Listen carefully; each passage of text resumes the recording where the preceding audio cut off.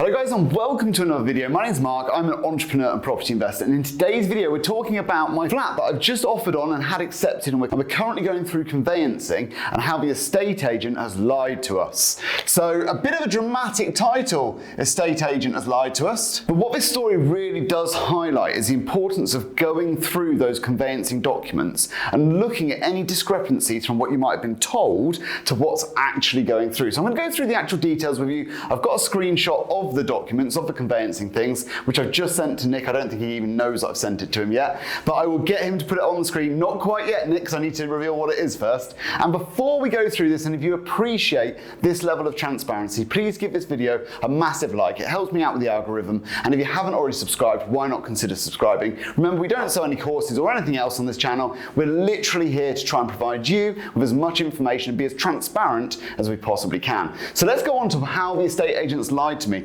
Now, the very first thing to understand is estate agents are selling lots and lots of houses. So mistakes happen, and we're also dealing with humans. First of all, we're dealing with humans when it comes to the seller, then there's the estate agent, and then there's me. So there's three lines of possible mistakes when it comes to human, either data entry or Chinese whispers. You know, either way, we're three lines of separation away from each other, and therefore mistakes do happen. And I've seen lots of different mistakes happen, like from room sizes being different from what's advertised to prices being different to what's advertised. And this instance is one of those. It's where actually the flat that I'm buying, I was told, do you remember how much the rent is there, Nick? $750, is it? There you go, $750. How much is the rent, Nick? $750. And it's not. It's not. So Nick, if you put up here the picture of how much the rent actually is, it's £900 a month. And the contract is, as discussed, a 2-year contract going on to 2022. So that bit of information was absolutely correct. But it's £900 a month, not $750. And when I spoke to the agent about it, and they spoke to the seller explained that they actually meant they were making £750 profit out of the flat every month after they'd paid the service charge, after they paid the ground rent, the insurance, and all the other little bits that came along with it. They were still making £750 a month profit. So the agent didn't really lie, but they didn't get the right information. And the irony, of course, being that the estate agent who's selling me the property is actually the agent that's let it out. So they should have known what was on the tenancy agreement, but I've gone to the mortgage company with this figure.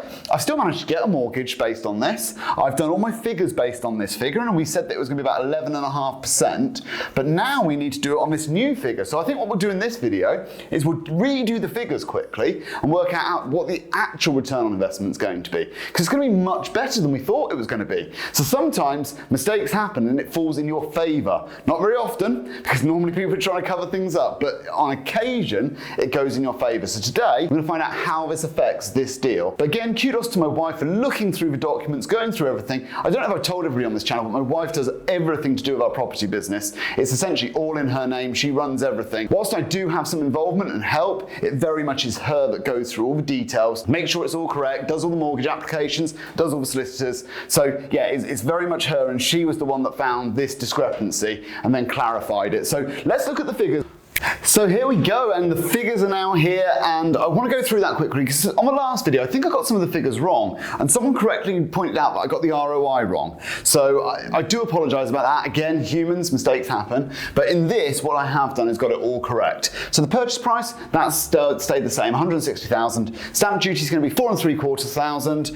Fees about 2,000, give or take, which means the total amount of money I'm putting in is £46.75 thousand, and that's with a 40k deposit, 75% LTV. The rent now, £900 a month, which means that on a mortgage, on a limited company, is about £250 a month, and on a personal name, it's about £160 a month. Now, I appreciate these are not exact figures right now because I haven't got the exact mortgage in front of me, but I've worked them out roughly. Personal, I know that we just refinanced at 1.6%. Limited company, I know you can get a limited company single let mortgage at the moment around 2.75%, something like that percent. So 250 is reasonable. And then we've got service charge and ground rent of about £100 a month. Now that I have checked in the legal pack, that is correct-ish to within a few quid. Maintenance and voids, we've got in a 75. Obviously not going to have any voids because we've got someone in there already.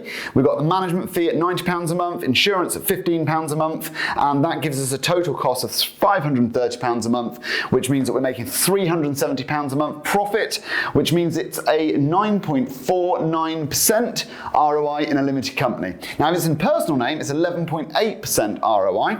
Now, we've chosen to buy this in a limited company. The reason is, again, most of this is about the fact that this is quite cheap compared to a 2-bedroom house in Newbury. So we bought this at a discount of about £100,000 the equivalent 2-bedroom house would be. Now, our aim in this is for us to hold it, look for capital appreciation as well as this return, and then over the next 3 to 5 years, extend the lease and then potentially sell it on. It's not something that I really want to hold forever. It's not one of those assets for me. This is one of those ones where actually I've seen an opportunity to make money, and if that became worth 240 in the next 3 to 4 years and that gap shrunk down, then I'd feel like I wanted to offload it. At the same time, if I can carry on getting 10% or give or take 10%, then I'm very, very happy with that as a return on investment on my money. And I think that's fantastic considering it's a single let, it's down south, 10% is absolutely fantastic down south on a single let. So I'm really, really pleased with that. And I've got this opportunity of closing that spread. 2-bedroom houses, 260, 270. Nick, let's put 2 pictures up. There's a 2-bedroom house. That's the cheapest one I can find in this town, and this is the flat that I'm buying. About the same square footage. So guys, let me know what you think of this deal. As I said, the estate agent in this instance had got the rent wrong. It makes the deal look even sweeter today. I'm very, very pleased with that, and ultimately, we're still gonna be going ahead and buying this. So guys, let me know your thoughts down in the comments. I appreciate every single one of you, and I'll see you on the next video. Cheers, guys.